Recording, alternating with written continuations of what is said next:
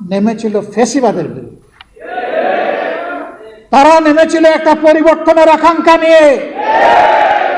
তারা গুণে ধরা রাজনীতির হাত বদলের জন্য জীবন দিতে রাস্তায় নামে নাই।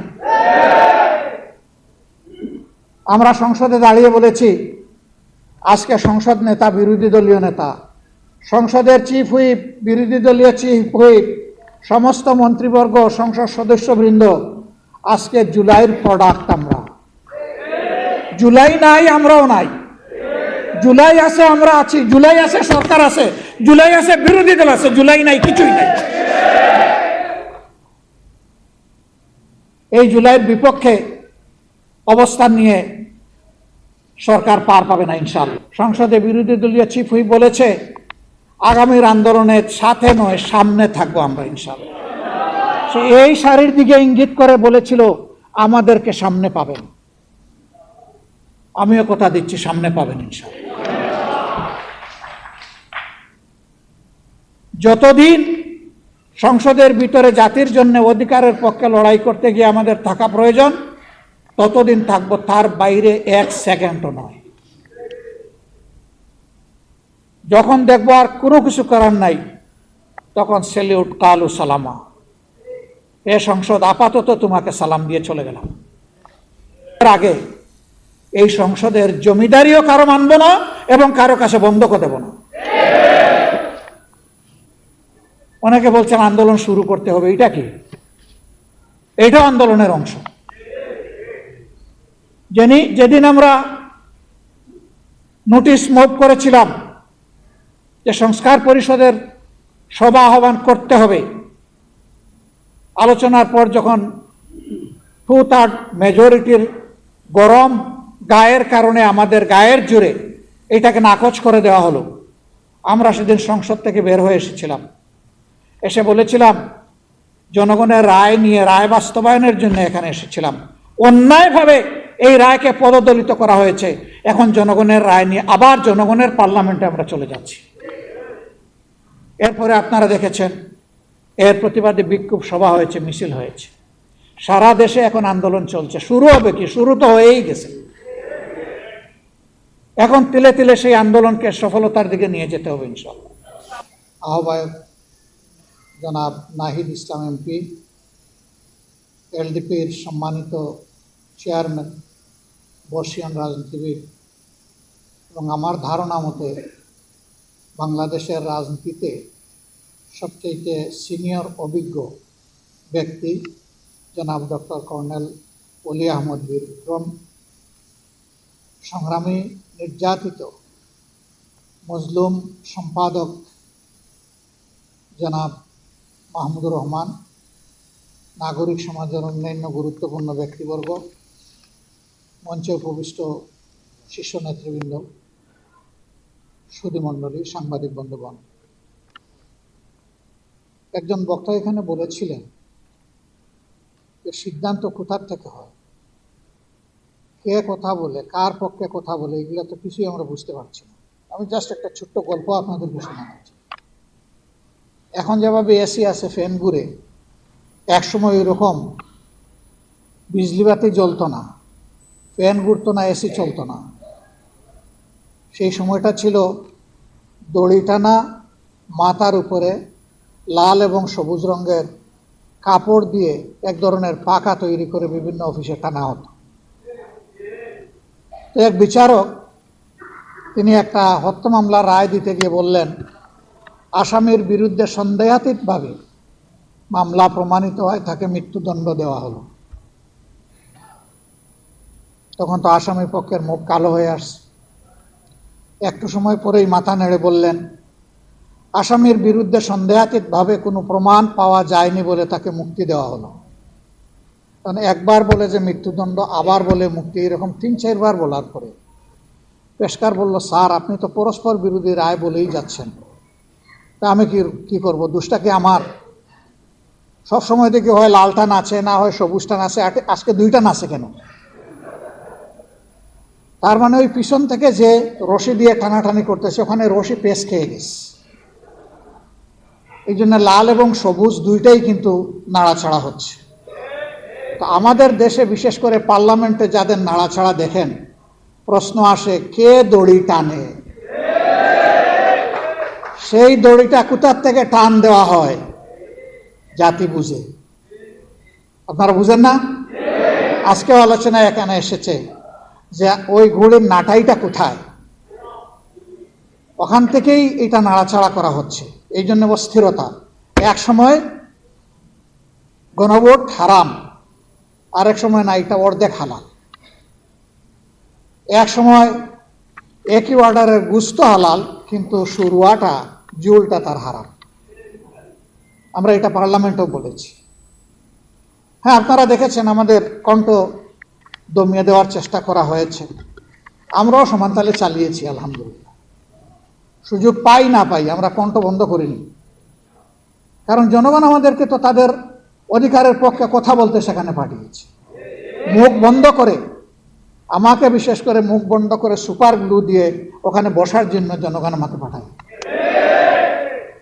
জনগণ আমাকে পাঠায়নি যে আমার ছবিটা সংসদ টিভি এবং বিটিভিতে উঠবে আর সারা দুনিয়া দেখবে।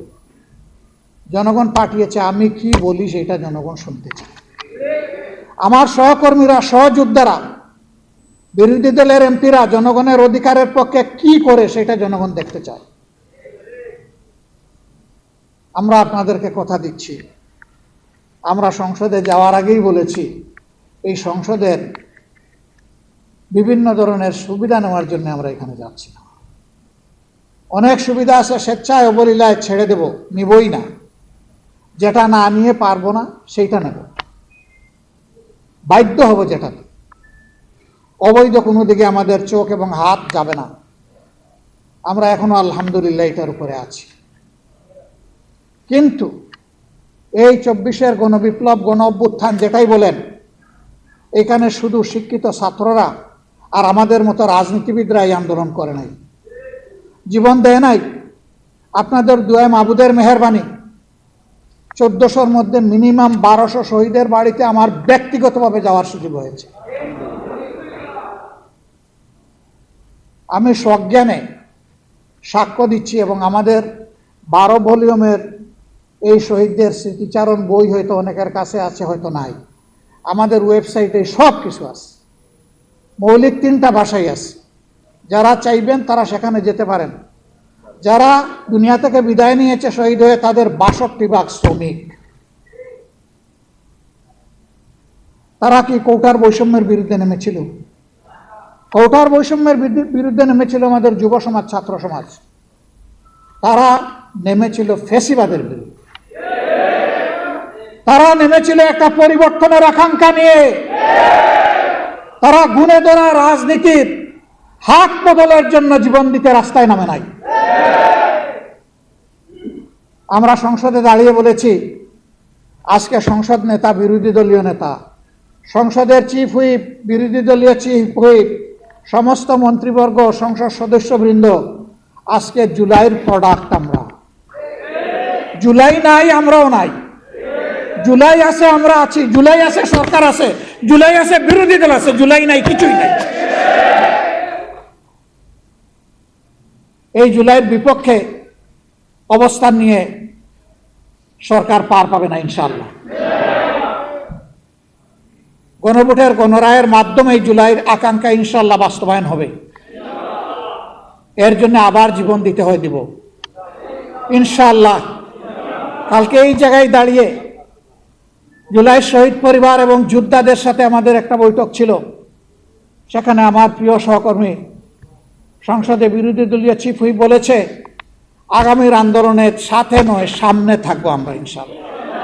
সে এই সারির দিকে ইঙ্গিত করে বলেছিল আমাদেরকে সামনে পাবেন। আমিও কথা দিচ্ছি, সামনে পাবেন ইনশাআল্লাহ।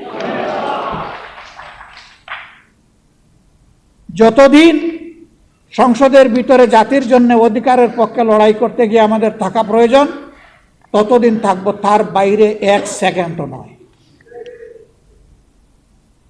যখন দেখবো আর কোনো কিছু করার নাই, তখন সেলিউট, কালু সালামা। এ সংসদ আপাতত তোমাকে সালাম দিয়ে চলে গেলাম, কিন্তু এর আগে এই সংসদের জমিদারিও কারো মানব না এবং কারো কাছে বন্ধকও দেব না। অনেকে বলছেন আন্দোলন শুরু করতে হবে, এটা কি? এটাও আন্দোলনের অংশ। যেদিন আমরা নোটিশ মুভ করেছিলাম যে সংস্কার পরিষদের সভা আহ্বান করতে হবে, আলোচনার পর যখন 2/3 মেজরিটির গরম গায়ের কারণে, আমাদের গায়ের জোরে এটাকে নাকচ করে দেওয়া হলো, আমরা সেদিন সংসদ থেকে বের হয়ে এসেছিলাম। এসে বলেছিলাম জনগণের রায় নিয়ে, রায় বাস্তবায়নের জন্য এখানে এসেছিলাম। অন্যায়ভাবে এই রায়কে পদদলিত করা হয়েছে। এখন জনগণের রায় নিয়ে আবার জনগণের পার্লামেন্টে আমরা চলে যাচ্ছি। এরপরে আপনারা দেখেছেন এর প্রতিবাদে বিক্ষোভ সভা হয়েছে, মিছিল হয়েছে। সারা দেশে এখন আন্দোলন চলছে। শুরু হবে কি? শুরু তো হয়েই গেছে। এখন তিলে তিলে সেই আন্দোলনকে সফলতার দিকে নিয়ে যেতে হবে ইনশাআল্লাহ। এই আন্দোলন ন্যায্য আন্দোলন।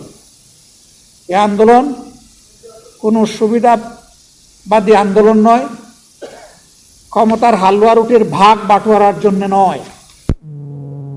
এই আন্দোলন 70% মানুষের রায়ের প্রতি সম্মান দেখিয়ে, শহীদদের রক্তের সাথে আমাদের ওয়াদা বাস্তবায়ন করার জন্যে, জুলাই যোদ্ধাদের আকাঙ্ক্ষা পূরণ করার জন্যে এই আন্দোলন ইনশাআল্লাহ সফলতার প্রান্ত সীমায় গিয়ে থাকবে, এর আগে নয়।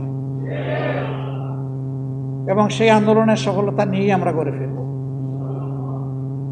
আপনারা শুধু পাশে থাকবেন।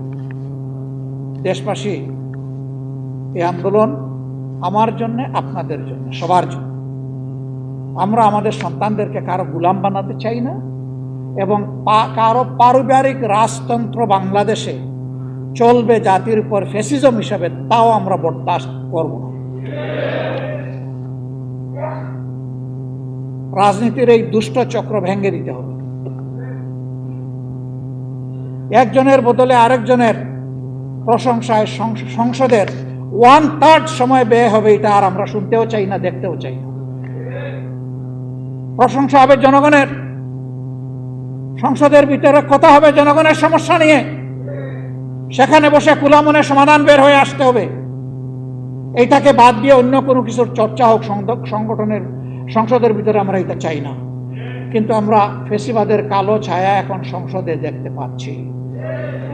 আগে ওই সংসদে দাঁড়িয়েই আজকে যারা সরকারি দলের গ্যালারিতে বসেছেন তাদেরকে তুচ্ছ তাচ্ছিল্য করে যেভাবে কথা বলা হতো, আজকে 2-1 জন আমাদেরকে লক্ষ্য করে সেই রকম কথা বলা শুরু করেছেন। আমরা তাদেরকে বলি জিহ্বা সংযত করুন। এই মনোভাব এবং আচরণ দেখাবেন না। জুলাই যুদ্ধের মধ্য দিয়ে যেই প্রজন্ম, যেই দেশ গড়ে উঠেছে, এই দেশ কারো চক্রাঙ্গানির পরোয়া করে না। অতীতে যারাই আচরণ করেছে তাদের পরিণতি চোখের সামনেই দেখতে পাচ্ছেন। মনে রাখবেন, অপকর্ম করলে আগেরটার চাইতে পরের পরিণতি আরো ভয়ঙ্কর হয়। সে পথেই তো হাসছেন। বাইরে তো আপনাদের পদাচারণা দেখছি না, সব কিছু কুক্ষিগত করছেন। বাংলাদেশ ব্যাংকে অভ্যুত্থান করার পরে এখন দেশের সবচেয়ে বড় ব্যাংক, এখন ইসলামী ব্যাংকে আবার নতুন করে অভ্যুত্থান শুরু হয়েছে। যে ব্যাংক দেশের রিমিটেন্সের 32% একা আহরণ করে, এই ব্যাংকের যদি অস্তিত্ব বিপন্ন হয়, বাংলাদেশের অর্থনীতি বঙ্গোপসাগরে চলে যাবে। সাবধান করে দিচ্ছি, এইটাকে দলীয়করণ করবেন না। যদি দলীয়করণ করেন ব্যাংকগুলোকে একটার পর একটা, জনগণ আপনাদেরকে ছেড়ে কথা বলবে না। আমি দেশের ব্যাংকের মূল মালিক জনগণকে বলবো, জেগে উঠুন, আওয়াজ তুলুন, ওদের কদর্য চেহারা জাতির সামনে উন্মুক্ত করে দিন, থামিয়ে দিতেই হবে ইনশাআল্লাহ। আমরা আবারও কথা দিচ্ছি, শুধু রাজনীতির পট পরিবর্তন নয়, সংস্কৃতির আমূল পরিবর্তনের জন্য আমাদের এই লড়াই। অপসংস্কৃতি যেখানে, সেটা ব্যাংকিং সেক্টর হোক আর যেখানে হোক, অর্থনীতিতে, সংস্কৃতিতে, শিক্ষা ব্যবস্থায়, তারপরে দেশের আইন অঙ্গনে, যেখানেই হোক, ইনশাল্লাহ আমরা বসে বসে আঙ্গুল চুষব না, আমরা জনগণের সাথে থাকব, জনগণকে সাথে নিয়ে তার মোকাবেলা করব ইনশাল্লাহ। আপনারা দোয়া করবেন। আজকের এই সেমিনারে আপনারা যে গুরুত্বপূর্ণ পরামর্শগুলো দিয়েছেন, আমরা তার জন্য কৃতজ্ঞ, ঋণবোধ করি। আপনাদের পরামর্শগুলো অন্তরে ধারণ করে আগামীর পথ চলা আমরা যেন নির্ধারণ করতে পারি এবং সেভাবেই যেন আল্লাহ, মহান আল্লাহর উপর ভরসা করে আমরা জাতির সাথে থেকে, জাতিকে সাথে নিয়ে এই দাবিগুলো যেন আদায় করতে পারি। আল্লাহ যেন তৌফিক দান করেন। আপনাদের সকলকে আমরা কৃতজ্ঞতা এবং ধন্যবাদ জানাচ্ছি। কথা কম, কাজ বেশি। কাজ শুরু হয়ে গেল, সফলতা নিয়ে গড়ে ফিরবো ইনশাআল্লাহ।